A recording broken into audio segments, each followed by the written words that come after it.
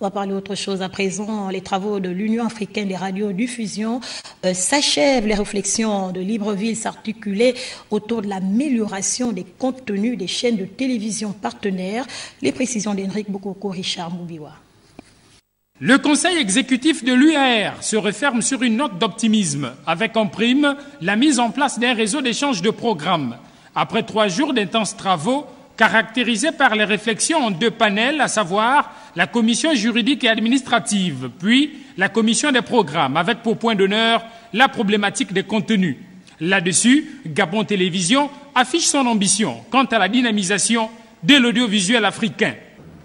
La grande collégialité qui a prévalu, le haut sens constructif qui a guidé nos réflexions, sont le témoignage patent de notre désir commun de construire une union plus forte et dynamique.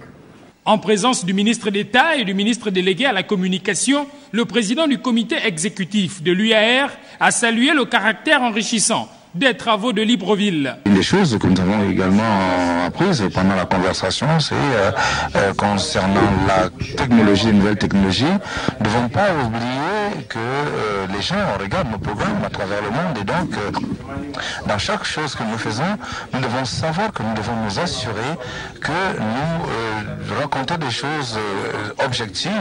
La mutualisation des efforts reste la clé de voûte d'une union plus dense avec des contenus plus attractif.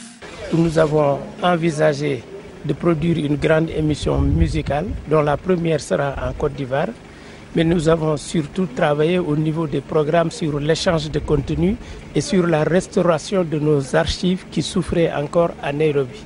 Venu présider la cérémonie de clôture, le ministre d'État en charge de la communication s'est apaisanti sur le rôle du panafricanisme dans le processus d'acquisition des droits de retransmission des grands événements sportifs, mais aussi et surtout la nécessité pour l'UAR de créer des contenus made in Africa. Nous devons aujourd'hui, si nous voulons que l'Afrique soit différente, travailler à changer radicalement le mode de pensée des Africains sur eux-mêmes et sur leur continent.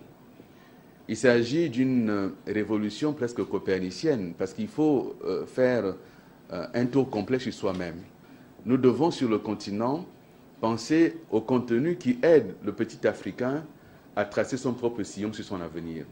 Cela signifie que notre passé glorieux doit être connu des Africains. Les recommandations des assises de Libreville permettront de faire avancer les débats, notamment lors de l'Assemblée générale qui aura lieu en mars 2018. À Kigali, au Rwanda.